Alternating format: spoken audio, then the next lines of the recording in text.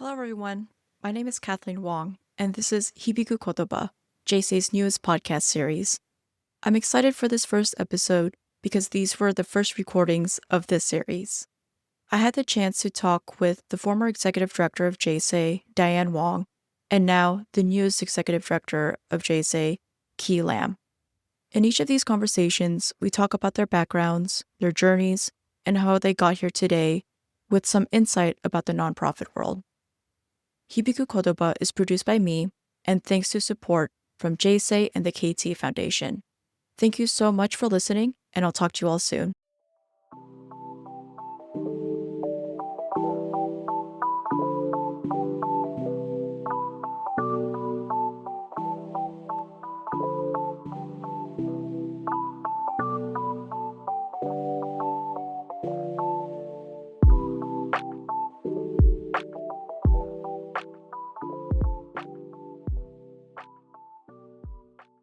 Hi, everyone. Our first guest of Hibiku Kotoba is a remarkable individual who has been part of J-Sei for 15 years. Influenced by the progressive movement in the San Francisco Bay Area of the 60s and 70s, our guest aspired to lead and create solutions in her local communities. Since her youth, she has been a trailblazer for positive change, from student body government to creating the first women's basketball club at UC Berkeley. She didn't stop there. Shortly after school, she kept moving forward. She founded Alzheimer's Services of the East Bay, which became the national model for Alzheimer's daycare, launched the Adult Day Services Network of Alameda County, now known as Daybreak, the Adult Services Network of Contra Costa County, and helped open La Marinda Adult Respite Care. An extensive resume that all led to J-Sei as the executive director for 15 years. During her tenure at J-Sei, she revitalized the organization by developing its own facility in Emeryville, which now serves as a hub for East Bay Nikkei activities. She has recently retired, and it's safe to say that we at J-Sei still miss her dearly. Diane, thank you for being our first guest. Oh, thank you. It's an honor and not sure how I deserved it, but happy to be here. Oh, no. I think there's nothing better to have you as our first guest. You know, you've been part of J-Sei for 15 years. Mm-hmm. And before that, you have remarkably done so much for the older adult community. And before that, you were really involved in leadership positions, whether it's from sports or from ASB, student body government. Right. It's mentioned that you were influenced by the progressive scene in the Bay Area in the 60s and 70s, and being the first generation of a Chinese household as well.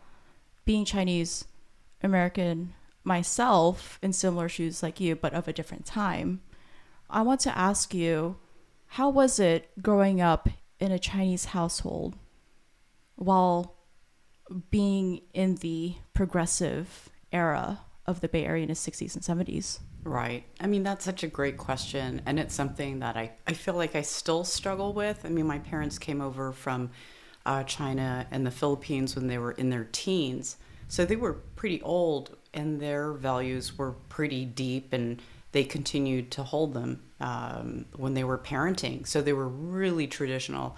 No talk about politics or social change. And it was just really about survival. Mm-hmm. And getting your education and doing very traditional things in traditional roles. And then, you know, once I left the house, mm-hmm. and you could see your teachers, you know, your peers are talking about different things, have different aspirations, especially in the city during the 60s and 70s. It was all about change and realizing how unequal, you mm-hmm. know, opportunities were for LGBTQ, women, people of color. And that really stuck with me. And I think I really carried that and mm-hmm. fought with my parents over it. They just totally didn't understand and didn't agree with my point of view. So maybe that got it more stuck in my system. Like, this is so totally wrong. You know, we have to change that. And it's still, a contention, but you have to do what's right for you and, what you find joy in.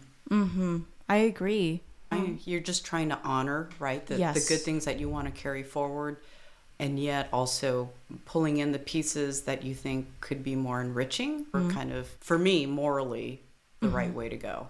Yeah. And so you went to ASB, student council. Do you remember what that was like? Did you have to campaign for yourself? Yeah, sort of silly. I mean, it was junior high school, and I remember, we just didn't like the food they were serving. And it was like, well, why can't we make that better? Why can't we have some change? And it was on that platform of better food. Yeah, food better makes food. a difference. Yeah. And I liked, the idea of making change and finding things to improve. And that just kind of carried on into high school, which the high school I went to was really robust. And there was a whole structure. And it was very dynamic where it did lead to change and you did have an influence. It was all just very encouraging that participating could make a difference. I think that's the underlying theme, of your journey. Right? You see a problem and you want to fix it and get a solution and then implement that solution for a positive change. I want to ask you, how did you get into the older adult sector or industry? Sort of by personal experience and sort of by process of elimination. I grew up with my paternal grandma. She lived with us till I was about 8 or 9. And so just always had this love and respect for the aging process, older adults, what they contribute to the community, their history. But when I was in social work school, I thought I would work with domestic violence, women and children, and was at a shelter probably for a summer just volunteering and realized I just couldn't handle it. It was so hard to see the situations. And so tried aging next. And my first internship was at the Jewish Home for the Aged in San Francisco, and it was a new adult day service program. And it was so beautifully run with this multidisciplinary staff, and fell in love with the model, the people. It was my first one-on-one exposure to working with people with dementia, which I really enjoyed, so much where they kind of asked me to do programming for them specifically, like pull-out groups for people that had middle to late dementia. And so that kind of just enjoyment and love of the work continued. That's where it really stuck. So then after that experience, I just loved the field. It was a growing area of adult day services that hadn't existed before. So after I got my MSW at Cal, I worked in another program in Los Gatos. And then in Berkeley, they were opening a dementia-specific model, which I was the founding executive director and became a Robert Wood Johnson Foundation recognized model, right? So we were kind of one of their model programs. There were a few across the country, and it was just a dynamic time when there was more public funding, more recognition of dementia care and adult day services. And unfortunately, all that money's dried up, and you've seen those programs just disappear. So there aren't as many resources for families as there was probably in the 90s, which is really pretty pathetic. Wow, that is a significant change from now. And all that to say, that led you to J-Sei eventually. Yes. Shortly after, maybe?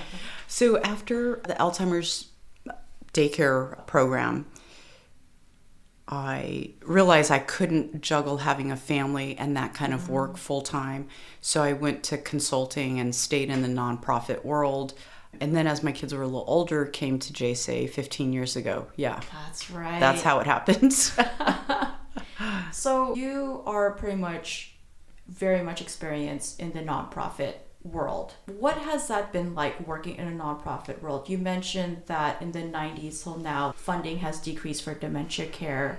What are some other aspects that you've seen change throughout the nonprofit world? That's a really good question. I feel that the field of aging, I don't know if this has happened in other sectors, But the only organizations that still stand are fairly large ones that have kind of the sophistication, the framework to kind of grow, secure the right funding, and that the smaller organizations like these small adult daycare programs or other service organizations have unfortunately fallen to the wayside. Just lack of funding, lack of public policy to support them. And so if I had to say overall, is there a better network for older adult services? I really think it's probably decreased, you know, the impact, the effectiveness, the funding, which is a real shocker since the population of older adults is growing. So that's a shame. When I look at nonprofits in general, and I look at how communities have changed, that it's so diverse now, and there are people, populations, communities needing different services, but the funding process is so difficult to crack. So if you're not kind of in the know, if you're not a super great writer, can't read RFPs, you know, as effectively, you're at a disadvantage. So, and there's no help, right? So let's say a city releases a request for proposal. There's no help for some group that needs lifting up to complete that application so they can get funding. So kind of that disparity and the funding gap, I think, just continues to grow. And, you know, that seems it might have skyrocketed during the pandemic or after the pandemic, because that was a very tumultuous change for J-Sei. Everything had to change, right? Right. And you being the executive director, that was how many years into the position? So 10. 10 years. Right. So 10 years, that's already a long time. And then suddenly the pandemic changed. What was going through your mind knowing that this entire thing has taken over the world? And, you know, J-Sei, so many people do rely on the services that is provided. How did you come about this change? Like, what was going through your mind? It was utter disbelief, right? Because I think all of us in the nonprofit sector knew what we were doing was important, helped people. But until that moment hit, you didn't realize, oh, we're actually the first responders, right? Because the healthcare system, you know, your primary care doc, the local government, even your local senior center, you know, they weren't the ones that ended up checking in with seniors, providing, you know, wellness programs, delivering meals. It was all of us sort of directly in the community who knew who to reach, how to reach them, how to help them. So it was a total shock. And I felt fortunate that I had 10 years of experience. So at least I knew the ins and outs of what we could do, where we could source things. But it was really the generosity of the community that I don't know if people realize.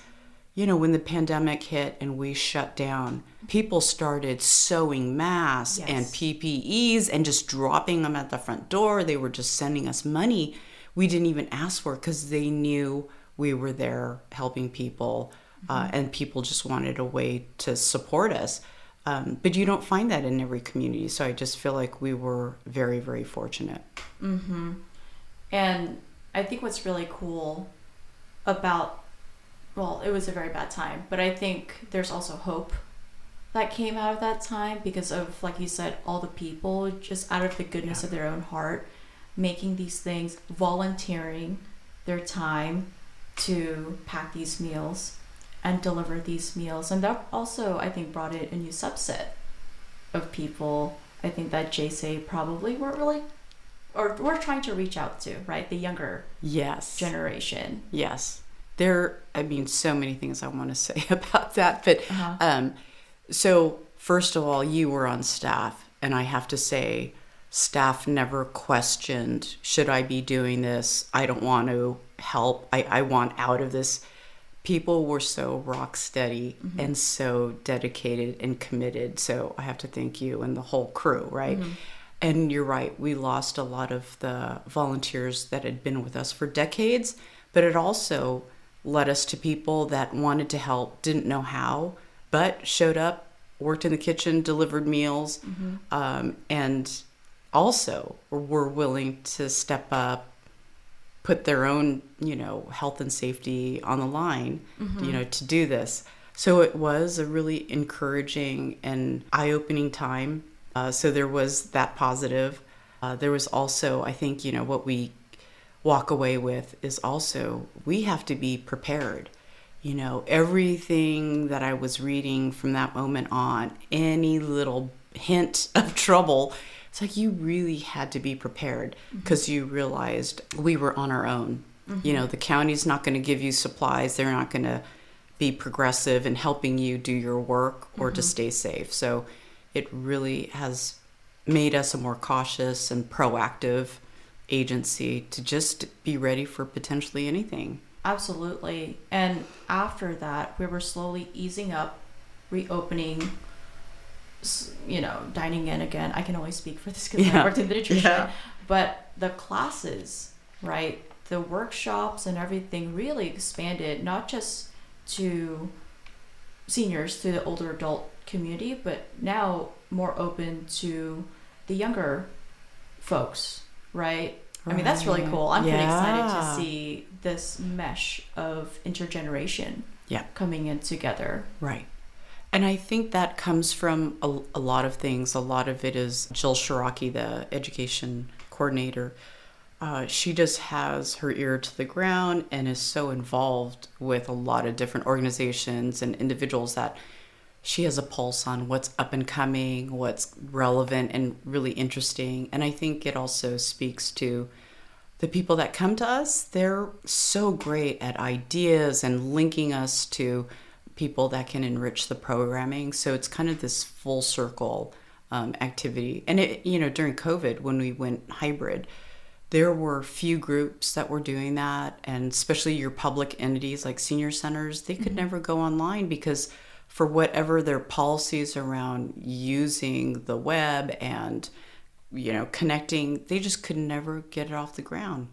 So I feel like we were one of the few resources out there, and making the phone calls and the well checks to people, all that just comes about with generating more interest and people's involvement at J-Sei. Yeah. So now that sadly retired, what is something that you hope to see in the future? Maybe one for J-Sei, but also for maybe the local East Bay area communities.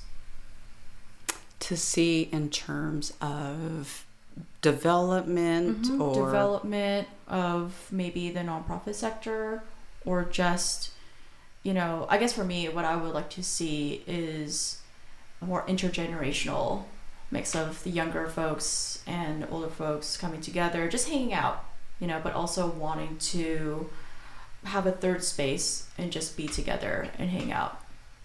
Yeah, I think that's been a strategic goal for J-Sei, I think ever since I've been, at the agency, and it's still one of the top priorities now, which I think people will see through the different programs that are being offered, as well as this podcast and the new family movie night. So I think it's happening, and it's so beautiful to see the different generations share experiences and stories and understanding and continuing traditions and the knowledge. And that is an exciting space for J-Sei, because in the East Bay, there really isn't that. So I'm excited about that. So, Diane, now that you're retired, how do you want people to remember your work? And what's your advice for young folks who want to do similar kind of work like you? Well, being a seasoned retired person now, a month out, I don't know how much I've really learned. I think, just looking back at, the decades of work in the field, I just hope people remember the work as someone who was responsive to individuals and communities in terms of meeting their needs, being creative, being supportive, and really listening to people.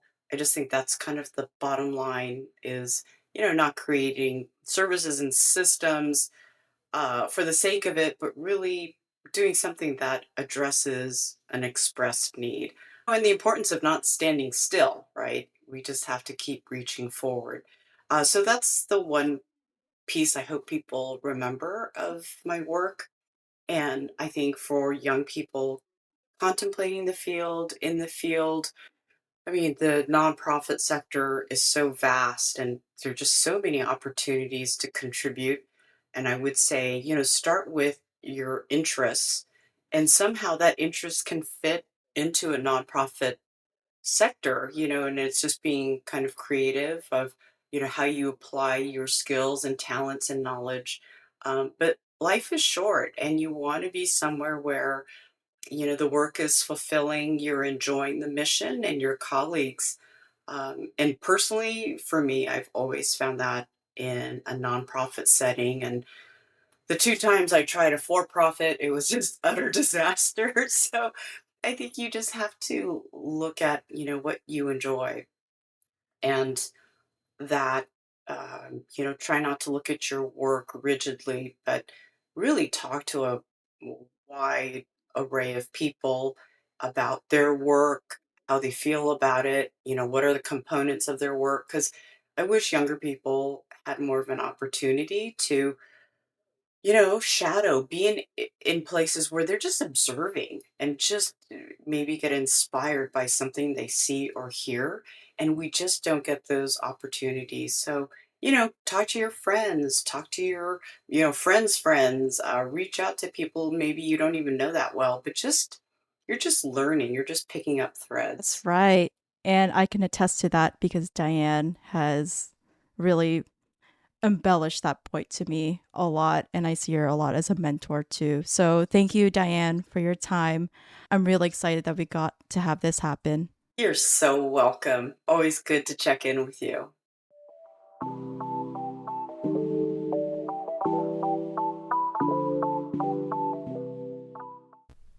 Our next guest for the first episode of Hibiku Kotoba is a storied individual who has had plenty of community development project led experience in the US, Africa, Asia, and Middle East.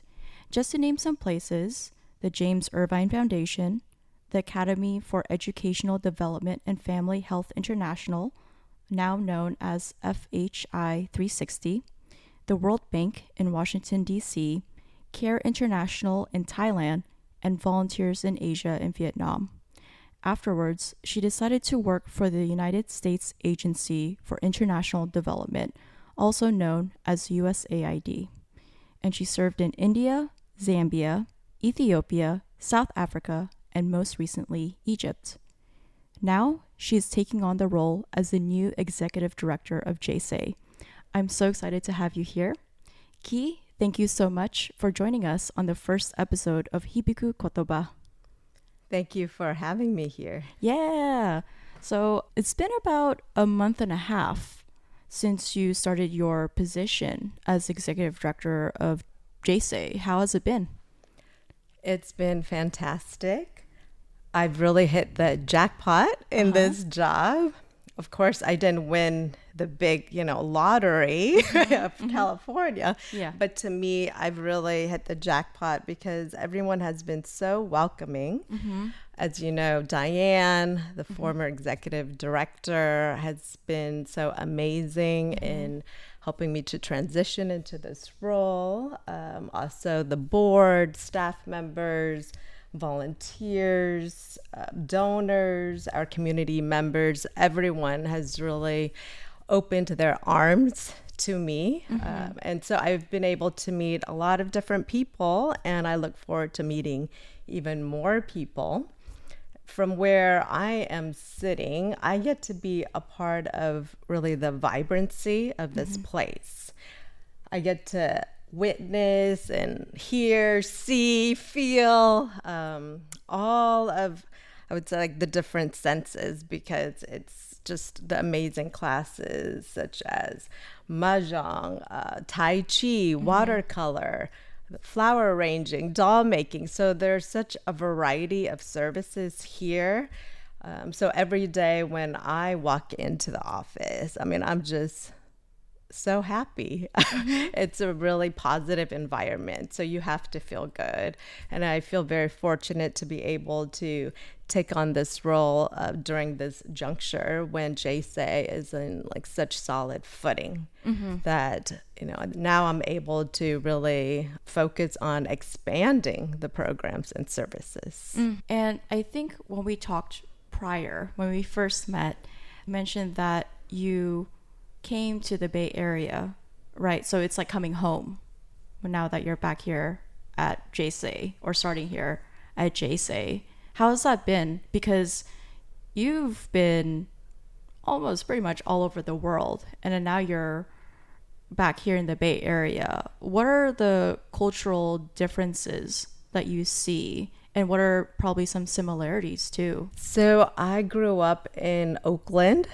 So the Bay Area is definitely my home.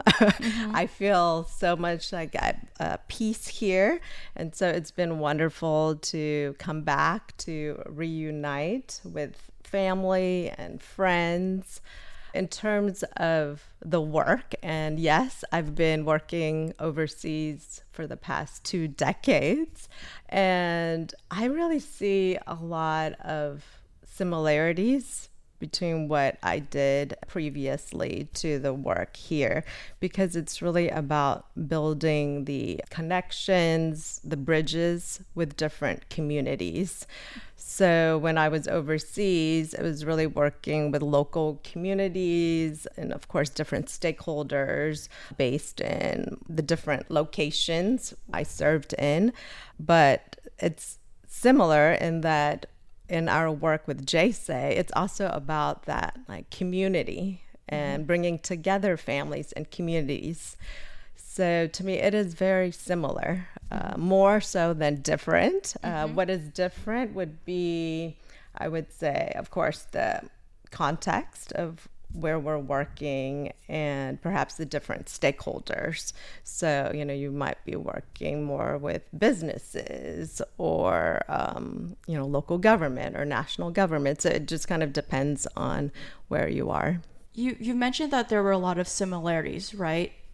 Rather than differences in the culturals. But what about long-term goals for projects and organizations? Are there also similarities in that as well?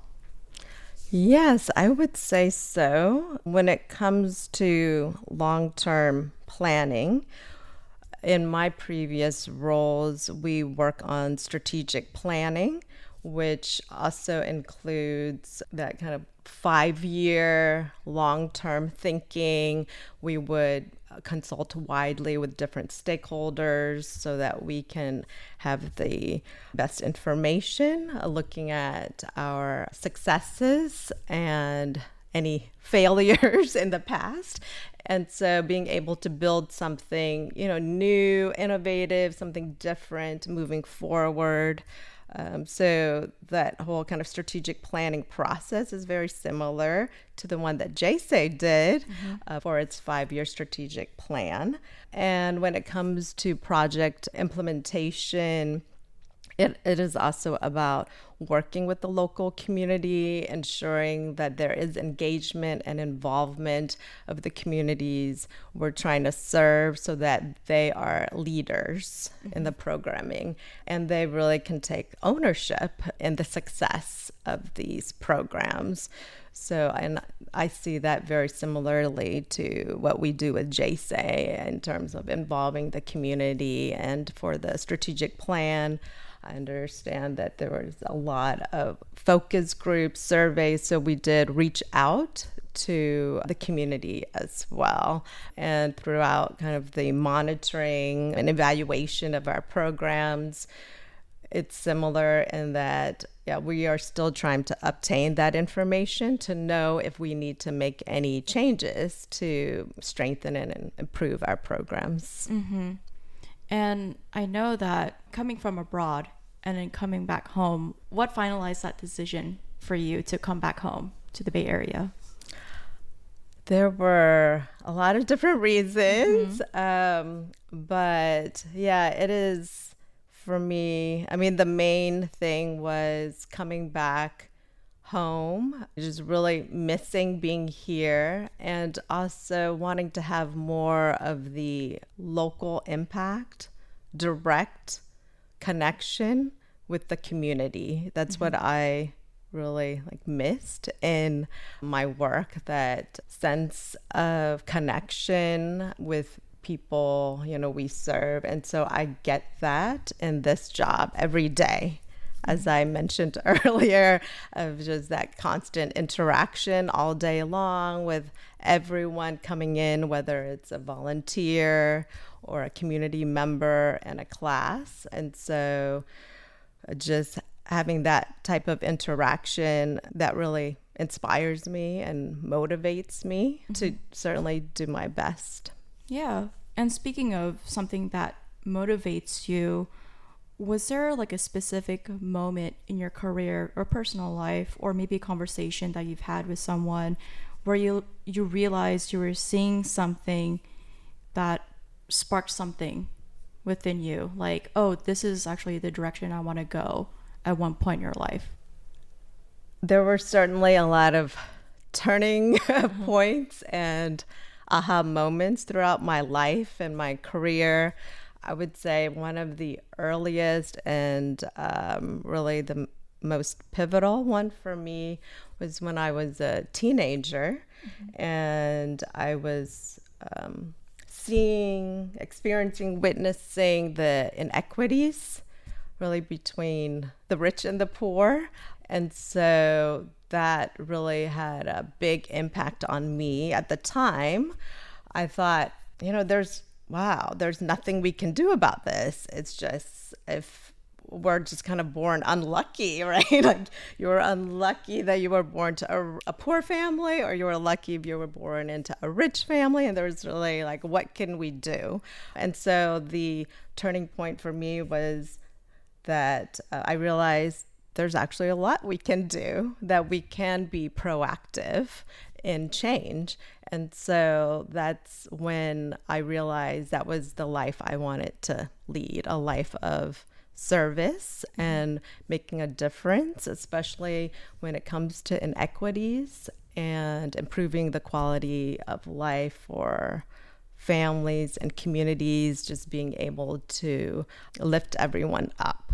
A life of service or giving back to the community sometimes can be very challenging, right? I think in this time of the world, it's hard to see and process what is happening in real time, but I think it also gives way to giving empathy to others and to each other. And I want to ask you, was there ever a time where you felt, oh my gosh, this is so hard, why am I doing this? But then what got you back into it?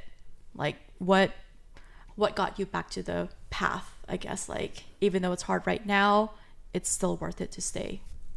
I mean, this is certainly challenging work. And certainly there are moments when you feel like giving up, like this is too hard. But what keeps me going, I think that, of course, the resilient spirit I grew up with, and just seeing that from everyone around me. But I am just motivated by the impact I see in my work. So whether it is a small impact, maybe more individual one-on-one impact, or it could be a larger impact, like some programs I've worked on, multi-million-dollar projects, millions of community, members served. So it could range, but for me, it's just when you feel that you're able to make a difference in somebody's lives, and you can see it, feel it, hear it from them, especially from the interaction, that really keeps me going. So I know that even when it's tough, there's a reason to do it, and that eventually we will succeed. That's right.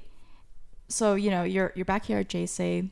And J-Sei has really grown in a short period of time, especially during the pandemic. And you mentioned earlier that you've come at a time when J-Sei is at its strong footing. That said, and you are the new executive director, what are your future hopes for J-Sei's growing community, and what are you excited about? I'm excited about a lot of things, and especially for the opportunity to expand our programming related to just more multicultural, multi-generational programming. To me, I feel that the sky's the limit in terms of what we can do, the creativity. We have such strong staff and a team of volunteers that I know together we can really take this programming very far. I see J-Sei as really kind of one-stop shop for all the essential services for the community, certainly our older adults and their families and, surrounding communities. But it is really being a place of gathering, like a community hub where people want to be here. They want to come and socialize and really be a part of a close-knit community. Mm-hmm. One last question. Like I mentioned, and that you've shared with me, your various experiences in almost every different types of industries and sectors in many parts of the world. It's honestly very inspiring. What is one piece of advice you'd like to give to young folks or just people in general who are interested in your line of work? My general advice would be to build relationships, network. That's really important.